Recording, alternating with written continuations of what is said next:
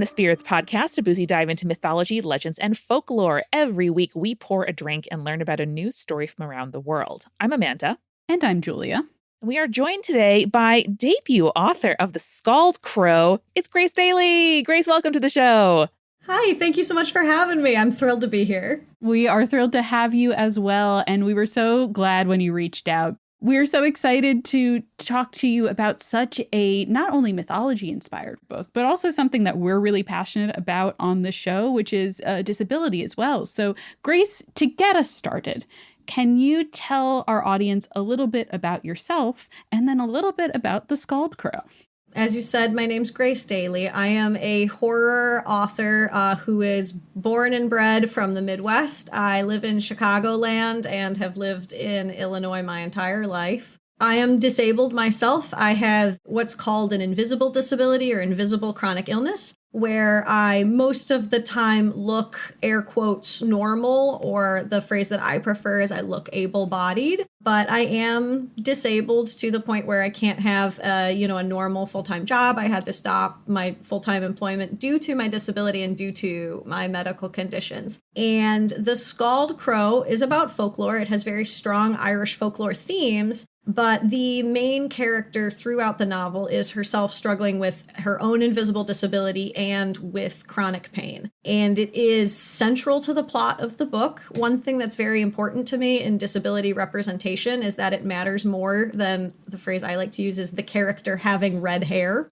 It is foundational to the plot of the book and to our main character, Brigia's lived experience and her perception of the world and how she moves through the world.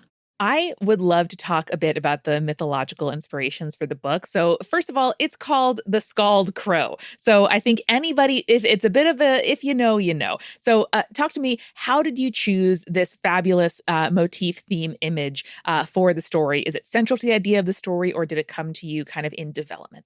For sure. I do want to start by saying heavy spoilers if you don't know. But the book is currently out, so you can just pause, go read it, come back. We encourage it. So The Scald Crow was really central to the development of the book. Because if you know, you know, the Scald Crow is the favorite form of the Morrigan, the Irish goddess of war and terror and lots of other things. The Great Queen, as she is. The book kind of happened, the idea for the book happened in stages, where it started with me really wanting to write a book that focused on this element of like invisible illness and this experience of invisible illness and do this flip of the trope of I know what I saw, where our main character, having gone through so much medical trauma and told that all of her pain is in her head, does not know what she saw. And what is better for not knowing what you saw than a shape-shifting mythological figure? I'm Irish myself, so I do just kind of love Irish folklore. I think it's really kind of under-celebrated and underutilized. And so I really enjoy Irish folklore, so I knew I wanted to bring Irish folklore in. It's also a little bit of an homage to my grandmother. The house in the book is her house that she lived in when I was growing up. And so I knew I wanted it to be Irish. And so I was going through a couple different Irish folkloric figures. Nice. And the Morrigan was just such a perfect one because she's already a shapeshifter. She's one of the big name ones. So there was a lot of material to go with her. And then bonus, I have a friend, Dr. Beth Kempton Patterson, who is a professor at College Lake County in Illinois. Shout out. And she did her dissertation on the Morrigan. And so I had an expert who I could ask questions to. That's so nice. You could just be like, what do you think her favorite food would be? Exactly. And so once I had decided on the Morrigan, the Scald Crow became the obvious choice as the initial kickoff of the haunting. The Scald Crow is this equal parts very spooky, very ominous figure, especially in the Midwest where the story is set, because hooded crows aren't native to this area, so it does stick out. But at the same time, what a great way to make a character feel crazy.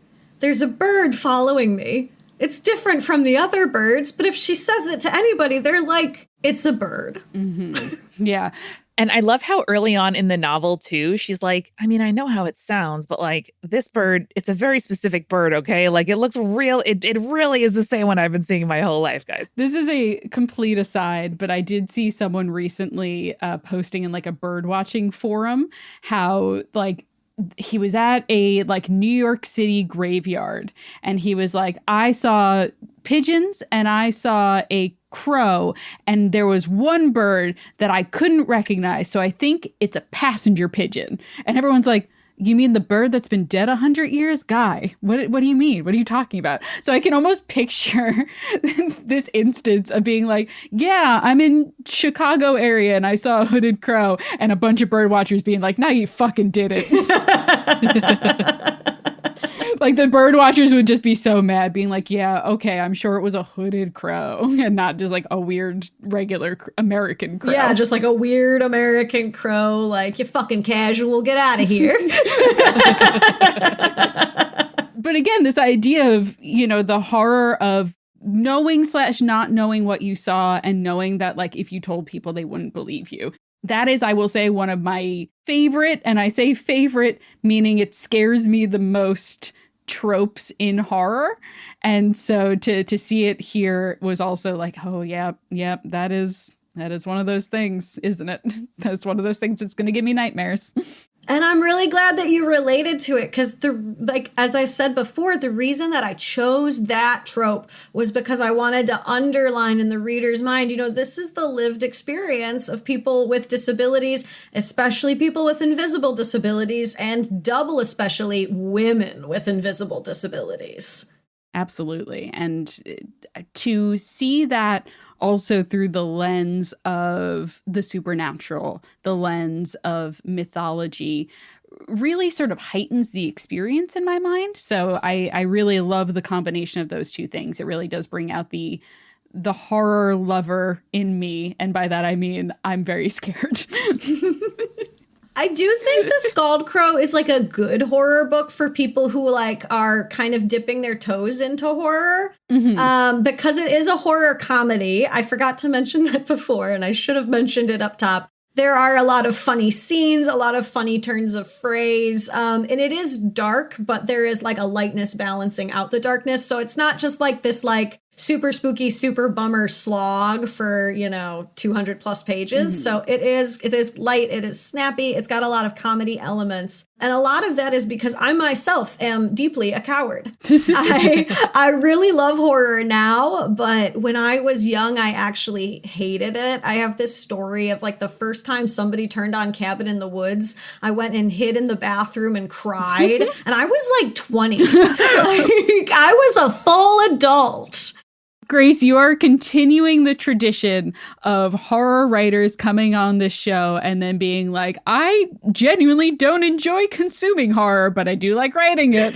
So you are not alone in that regard. I will give you that. And that's the weird thing is these days after my disability, I have like multiple disabilities, but the kind of root cause of mine is this genetic disease that got worse as I got older. And after it got really bad and I was like truly disabled and it was impacting like, every hour of my life, that's when I started turning to horror because I kept trying to read, like mainstream regular books, watch mainstream regular movies. And I was like, man, nobody is grappling with the anxiety and the trauma and the terror and the desolation that I feel. Why isn't anyone? Oh, I know what genre does that. You're right. And I think a lot of the time, like I've been reading reviews recently of the movie Weapons, which I finally got to see and really enjoyed, and I will not spoil here. But the one thing that I found people saying, and it was often from folks who don't typically consume horror, was like, why is this happening? Like, why where did it come from? Like, what is the world building? Basically, like, why do these bad things happen to these people? And the answer is just sometimes like, because it just happens because. And that's, in my mind, why horror is one of the reasons why it's such a good match for folks exploring thinking about disability, because a lot of the time, there's no fucking reason. It just happens, whether it is the context of waking up on a good day or a bad day, waking up with a lot of symptoms or fewer symptoms, or just the general why me, why this, why now. It is just like that sometimes. And that is often where the world building of horror begins. Horror loves to embrace the idea that evil is such a mundane thing that it could happen to anyone. So like you'll watch a particular genre that I don't personally enjoy but is very popular, is like the home invasion genre of horror. And this idea of like, well, why did you target this house? Why is this happening to us? Mm-hmm. The answer is usually because you were home, because we could, because we wanted to. And that is like a particular type of just mundane horror. Does that resonate with you, Grace? For sure. That's a huge theme in Scald Crow too. Our main character, Briege, is, suffering from her chronic illness, which I already spoiled the Morrigan, so we'll just go with it. She has adenomyosis and endometriosis, which are very, very painful reproductive health conditions that impact a lot of women. As she's suffering through that, we don't even really know what the root cause of adenomyosis and endometriosis are. Mm-hmm. There's nothing she did to cause that, And same thing with the Morrigan in the book, is the Morrigan targets her for no real reason other than the opportunity is presented. That's a big, big, big part of the Scald Crow, that Briege internalizes these traumas that happen to her and is searching for how they're her fault. She's dredging her soul, she's dredging her past, and she is trying to be so perfect so that it stops. And it's exactly right. It was never her fault. It was never anything she did. And now she just has to learn how to live with it, learn how to deal with it, and find the strength within herself to carry on. That also speaks to a certain level of medical ableism, I suppose. And like a certain level of like medical discrimination that exists, where it's like, oh, you're sick. What did you do wrong?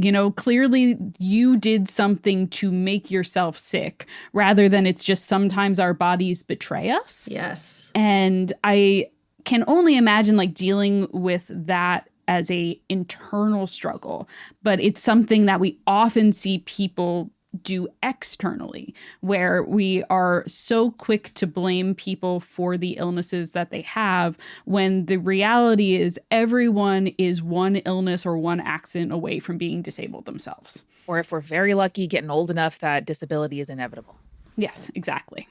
Yes. One of my favorite phrases is death comes for us all and disability comes for most of us. And comes first usually.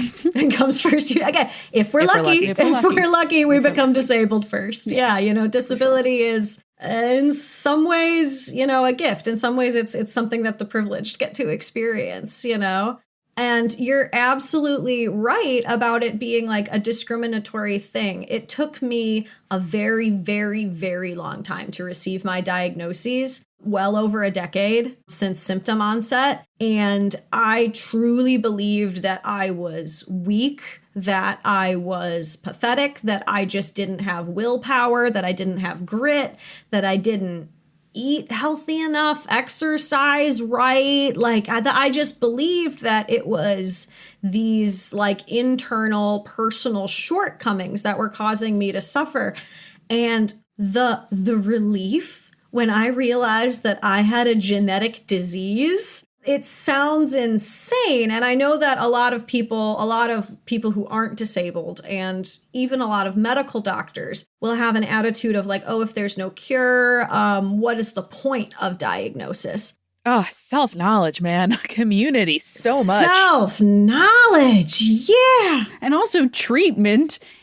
Even if you're not curing it, you can manage symptoms, Management is so important. Self-knowledge is so important. The validation is so important. It's incredible. And then just also, you know, when a stranger talks to you and learns that you're disabled and asks you if you tried yoga. Yikes. If you have a diagnosis, you can be like, yeah, fuck off with your yoga.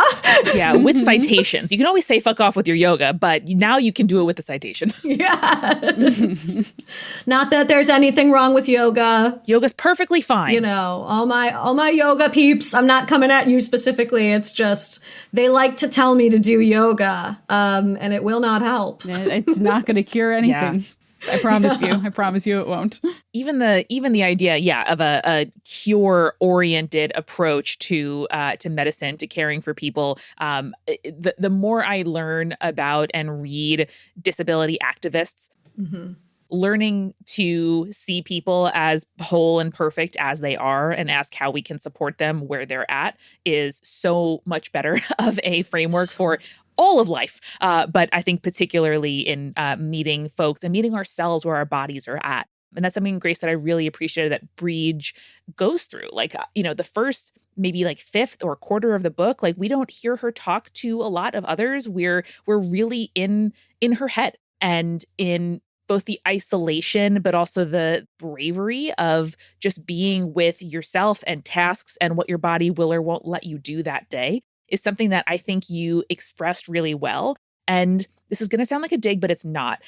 To me, mundanity is one of the features of Midwest horror that I love the most. There is something about just like the cornfields going on forever, man. Like the clouds are just like that sometimes. The routine can kind of like dull your senses and almost like hypnotize you until something weird happens, such as the painting you definitely took off the wall yesterday going right back there when you wake up the next morning. So how do you feel about the mundane, the Midwest, and the sort of like isolation of, I don't know, for me, my anxiety bores me sometimes because I'm like, yeah, we've been over this. I know. Like the critical self-talk. Yes, you're right. Yep. We said that yesterday. We can say it again today. 100%. So as I said, I am Midwest born and bred. I am a corn-fed girly. I love the Midwest. I love our attitude. And you are 100% right that we hate a whole thing. We embrace the mundane here. We really kind of yearn for this sense of normalcy. We really find like a lot of enjoyment, a lot of like contentment in it. I love this sounds like, again, this sounds like I'm making a joke, but I'm not. I despise the city. The concept of the city that never sleeps makes me want to vomit into my open palms, Sit down, rest, think a thought, consider your neighbors, really get to know them, calm down, girl. And so, yeah, I think there's a lot of joy to be found in mundanity. And I think there's a lot of peace and contentment to be found in mundanity. And so I actually think that the horror of something going wrong with the mundanity, that you're trying so hard just to keep the train on the rails and you just want that train to stay on the fucking rails. And then you keep finding a severed finger in the bathroom and you're like, God damn it. I didn't need this today. It's a Wednesday. My shows are on. Exactly. Well, and I think we see Breege go through that, where towards the end of the book, again, spoilers ahoy, she finds the severed head of her father. And she's like, well, I guess I have to put this in the freezer. Add it to the list.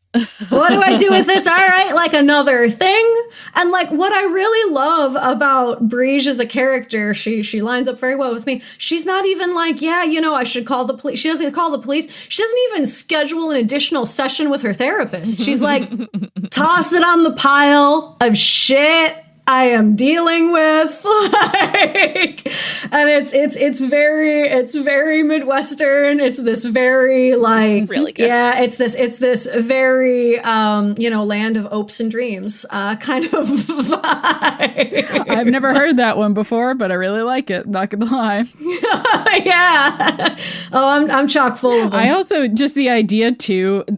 what you said was highly relatable, of the idea of like, there's just so much going on that I'll just wait until the next therapy session. Like, I need a moment to process this before we start talking to another individual about it. Yeah, Briege really prioritizes like getting high and watching Downton Abbey. Same girlfriend. Same. Right, Yes. right. Yeah. You know, sometimes you're just like, you know what? We're just gonna sit down. We're gonna chill out. We're just gonna let the storm blow over, which I have heard of team ignorant, I think you guys call it. Mm-hmm. And I did want to introduce a concept to teen ignorant that I don't think you have covered before. And I think it has to do with tornadoes and ice storms. So in the Midwest, we are taught from a very, very young age that when a tornado comes through, the appropriate response is to go into a basement or a hallway, ideally something built with concrete blocks and no windows. And then you sit on the floor, you put your head between your knees, you take a book, or if you don't have a large book, a folder, and you hold it behind your head at like the base of your skull, so that if something falls on you, at least it doesn't hit your brainstem. Sure.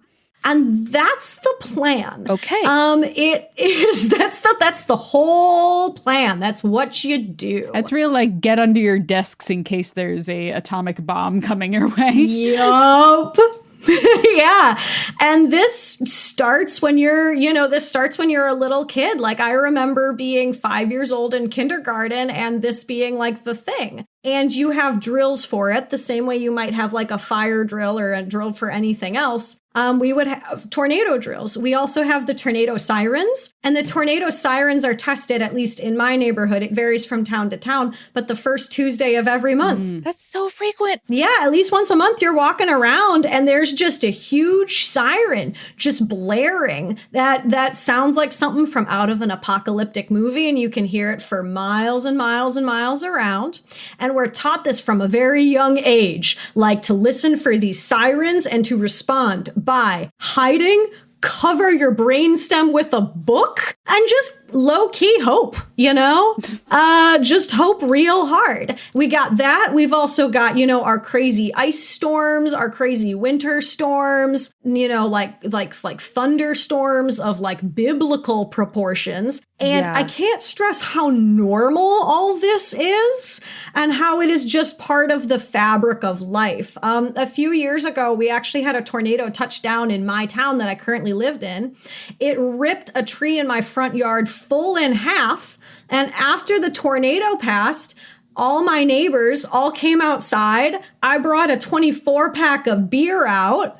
And the guys who had chainsaws and saws all brought out their chainsaws and saws. And we just, as a community, chopped up the trees and kind of just piled them together. Cool. And then the next day I was talking to other people who live in other, you know, like little blocks in my town, and everybody did the same thing.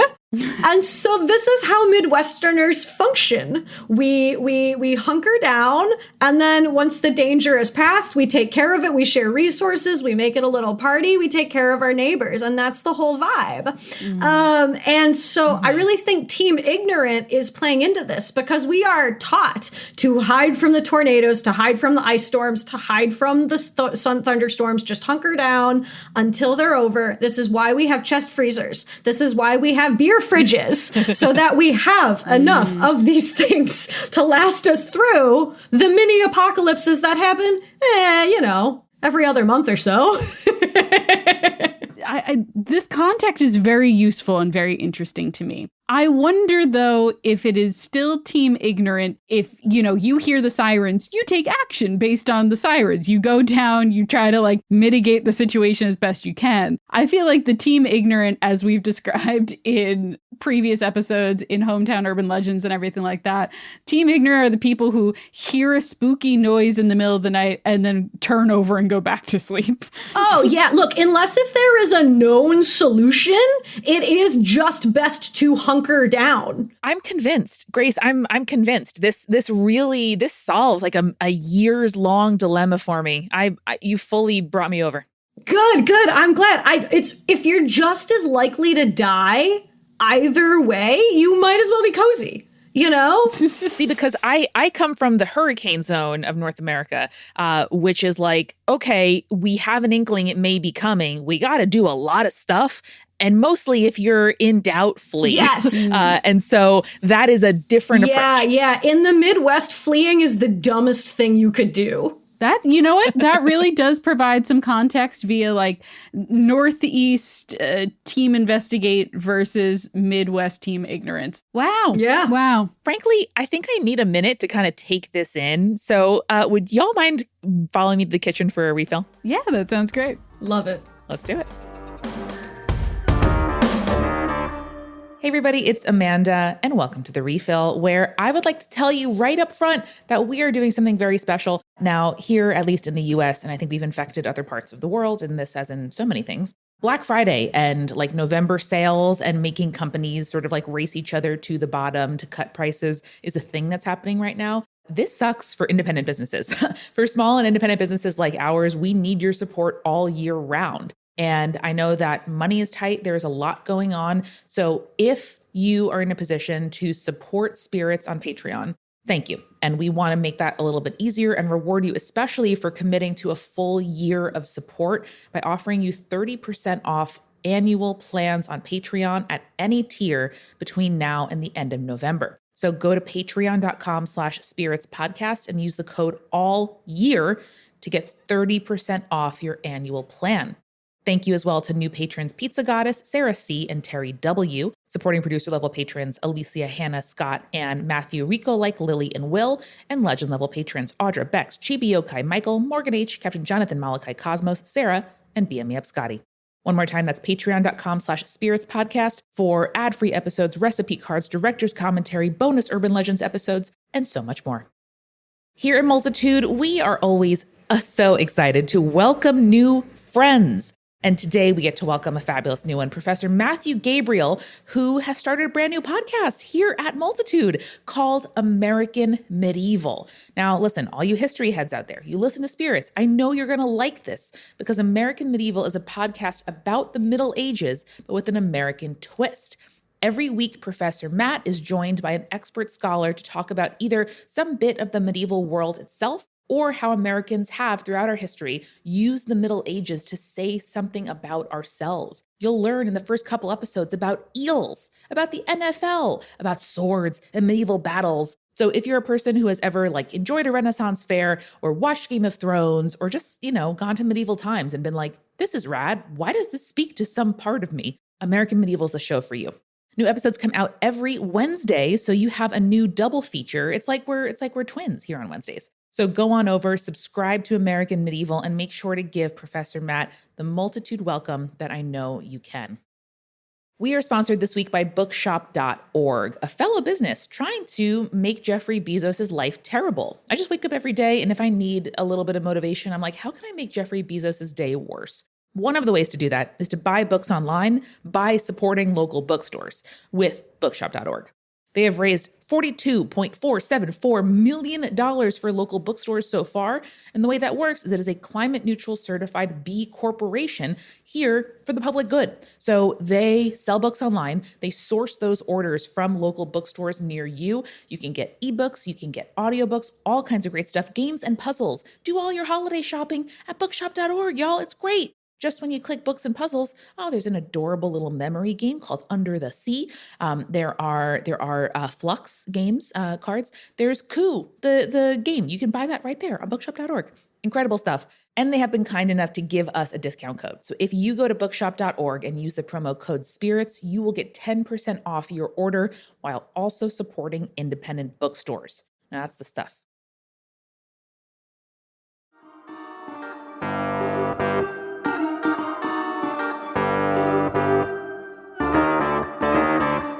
We are back. And Grace, one of the things we love to do with our guests is ask what you've been drinking lately, whether that's cocktails, mocktails, coffee creations, what have you. What has been your drink of choice? Apart from the 24 pack after the tornado. Yeah. Yes, of course. So, one of my greatest tragedies of my disability, and it's a little silly that I say this, is that I am currently on a medication that does not play nice with alcohol. Oof, yeah. This is brutal for me because my nickname legitimately used to be Whiskey. Love that. Great. Love it. And so I cannot stress how much of a paradigm shift this has been for the way I live my life. But recently, there have been a couple drinks that I go back to over and over again. Since I was, probably 18 or so, I've been a big proponent of every Irish person's favorite tea, Barry's Gold Blend. I have a mug of berries in front of me. Wow. Beautiful. Perfect for Scald Crow. That is the only tea that Briege drinks as well. Dang. It's the right choice. Yep. So I love Barry's Gold Blend. I drink it just about every day. It is why my teeth are not sparkly. And I have decided that that is a trade I am cool with. Yeah. Just like the ancestors wanted, Bridget. Yes. No, the ancestors didn't want me to maximize beauty. They wanted me to maximize pleasure. Damn right. They said you can get tea all the time. Go for it. Let's do it. Go for it, girl. Wait, you have a new tea bag with every cup? Damn. Okay, Whoa. you're doing all right. I'm doing great. So that's a constant for me. But recently, with me not being able to drink alcohol, I have been getting into the THC drinks. Again, like Briege, a lot of my pain management is edibles. So I love those THC drinks. I've been enjoying those a lot. There is a brewery near me called Church Street Brewing in Itasca, Illinois, that does a series of THC drinks called Pigeon Row. Shout out to Church Street Brewing and Pigeon Row. And they are so good. They're so delicious.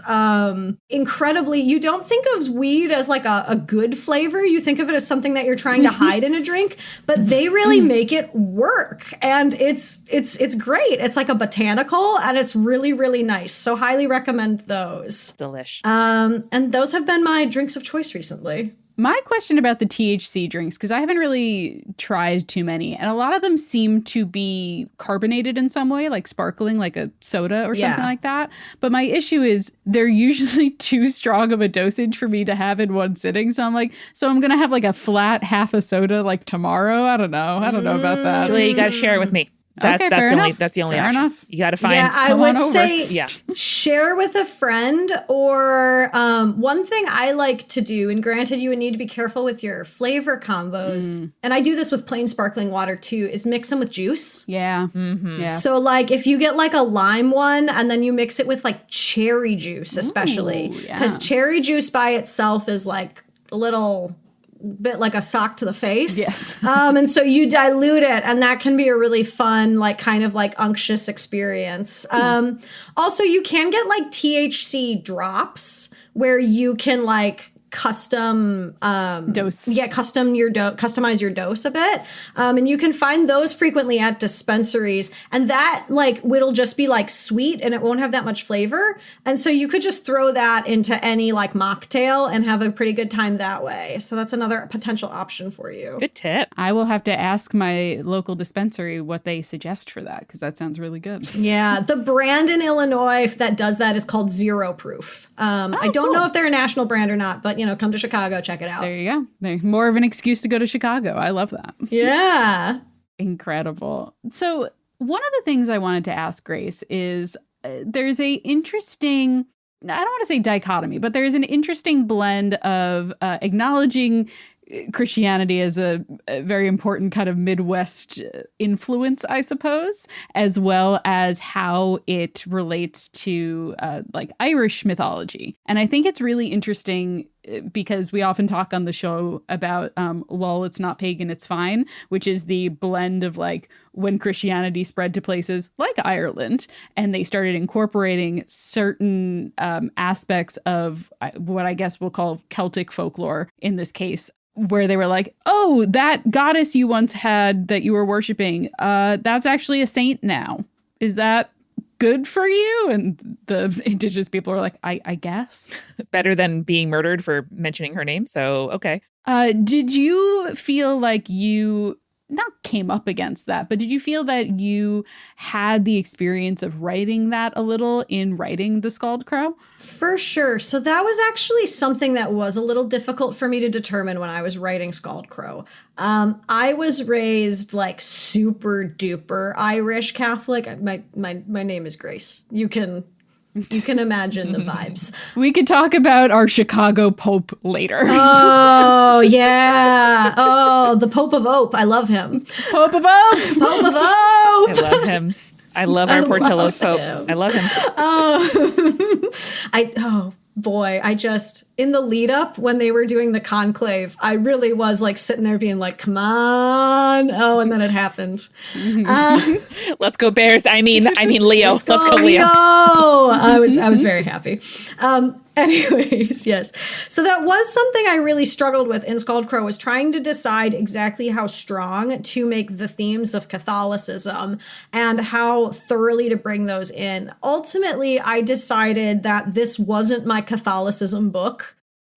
Probably, I know for sure I'm going to write at least one book that heavily features Catholicism in the future. Maybe many more, because there's so much there. But I decided that it was going to get too muddy if I was trying to explore themes of childhood trauma, medical trauma, and then also introducing like religious trauma and the generational curse of religious trauma and...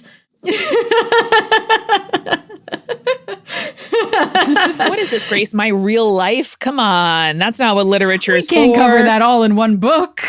It's going to stop feeling like a horror comedy and start feeling like a social commentary real quick.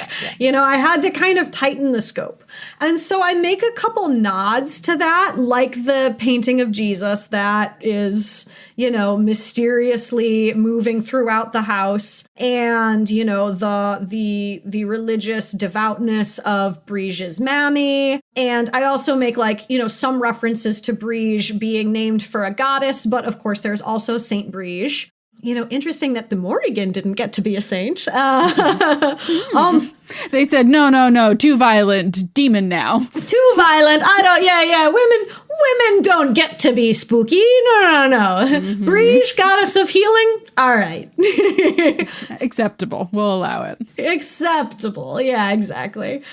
So there were a couple nods to it, but I decided that it wasn't going to be a major theme of the book. I do think, though, that there is a fun little Easter egg. It's a little bit of like a think about it, don't think about it, where when the Morrigan at the end of the book is discussing how, as a goddess, like, the beliefs that are put upon her change who she actually is in the universe of the Scald Crow. This does imply that, like, Jesus is just chilling. I like to imagine that Jesus and the Morrigan, like, know each other. And, like, I like to imagine that they're frenemies, because they can't really do anything about each other. Yeah. What are you going to do? What are you going to do?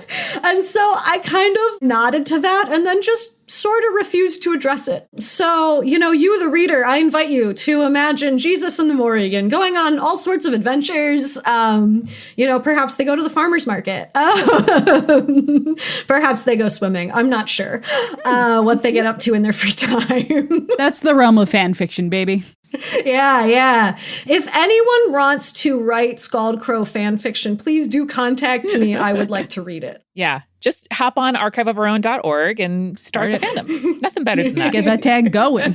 Speaking of the Morrigan, I would love to know, Grace, what do you do when shit hits the fan at you specifically in a way that you neither asked nor planned for?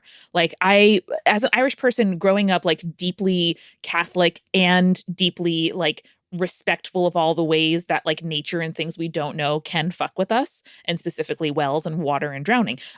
What do you do? And what options are available to us, either in your understanding of Irish folklore or the world of the book?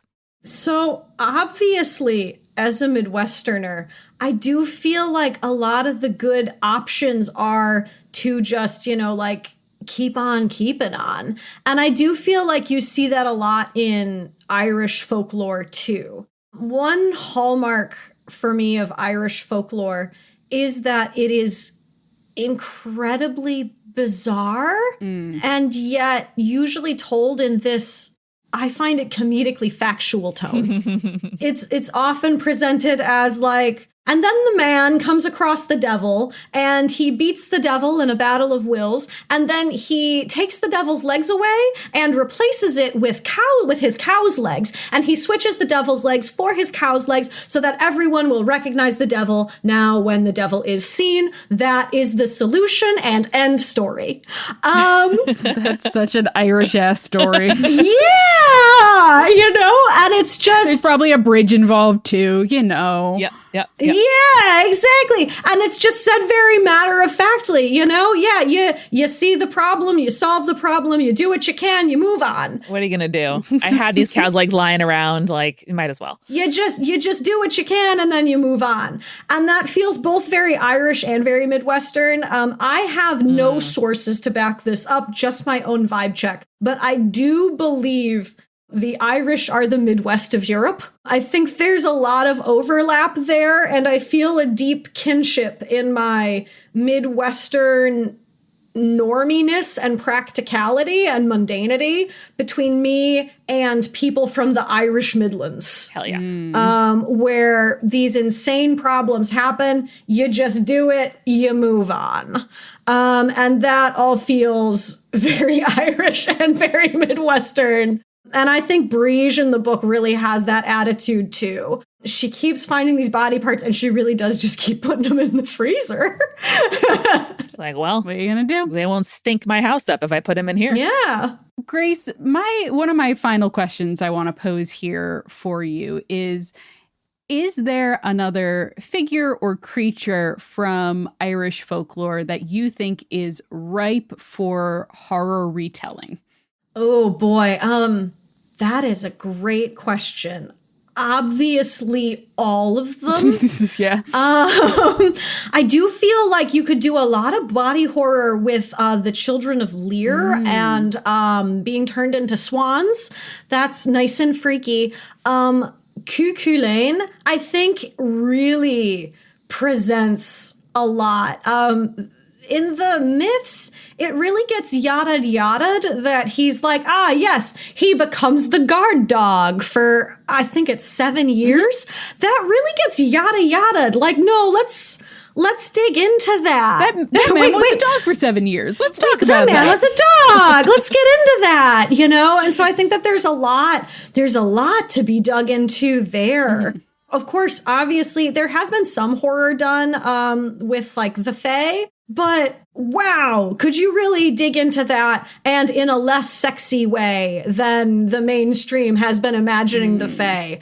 I no shade to my romantasy girlies, but I don't think the Fae are hot. I do think that they are an unholy, otherworldly terror, and I do think we could do more with that. Yeah. As a person who my reaction is almost always, what if we kissed? What if they kissed? What if things just kissed in front of me? The Fae is one where I'm like, absolutely not. Like if a Fae's mouth is near my mouth, something's gone terribly wrong. Hard no. I also like the idea of like so otherworldly that we can't comprehend it in a way that feels beautiful because it is predatory. And so that's always the appeal to the Fae horror for me in particular. I think Guillermo del Toro does a great job with Fae horror in particular in a lot of his writing, but... Guillermo is my boy. I love Guillermo. Oh, I love Guillermo. The Mexican-American, Irish-American, like absolute handshake of horror appreciation. Yes, it's absolutely beautiful. However, we might be running into an East Coast Midwest thing again, because as far as the Fae and as far as horrors beyond my comprehension go, I do strongly feel I don't need to see the horrors beyond my comprehension. They are beyond my comprehension. Seeing them can't be good for my comprehension. Listen, there's a reason that H.P. Lovecraft lived on the shore and not in the Midwest. I'm just saying. Once the sky turns green, you really start valuing normalcy. You're like, actually, no, none of this anymore, good. please. I'm good. Actually good. Amazing. Well, Grace, we are so grateful that you came on the show, and shout out again to your bestie who listens to Spirits. Would you like to give them a shout out here? I would love to give her a shout out. Annalise, you are my bestie. You are my platonic soulmate. And we say that to each other all the time. And she already knows it, but now everybody knows it. My first and favorite beta reader of everything that I write. She was born to see my vision. And fun little boost for you guys that when I sold the Scald Crow, we actually had a conversation, and she said, "It's a bummer that Scald Crow is your debut because it would be perfect for Spirits, but you're not famous enough to be on Spirits." And here I am on Spirits. We did it. Hooray. Well deserved. All of my dreams are coming true. Listen, few books are further right down the middle of our alley. So thank you again. And folks, happily, unlike the authors that we talked to before their books come out, you can pick up The Scald Crow right now. That's The Scald, CALD -CROW, and links are in the description as well as at spiritspodcast.com/books. Grace, if folks fall in love with The Scald Crow and want to follow you and hear all your opinions on all kinds of things, where can they find you and your work online? For sure. All of my work links to all of my work is available on www.gracedailyauthor.com. So just my name followed by the word author. Also for all my Chicago folks, that is Daly, DALY, not like the mayor, DALY. You can also find me on Instagram, Facebook, Blue Sky, everywhere. I am Grace Daly. I am at Grace Daly Author. Literally everywhere. It is easy to remember. Please come find me. Social media is difficult for me, and you will be making me feel really good if you follow me, because it will make me feel like I am succeeding at something that is not my forte, and I will treasure you for it. Incredible. And of course, you can find links to all of those things in the episode description. So you could just a click away. Grace, as we always say around here, next time you're walking through your disappeared mom's spooky house and go to grasp the bathroom handle only to find a severed hand grasping back, remember, Stay creepy. stay cool.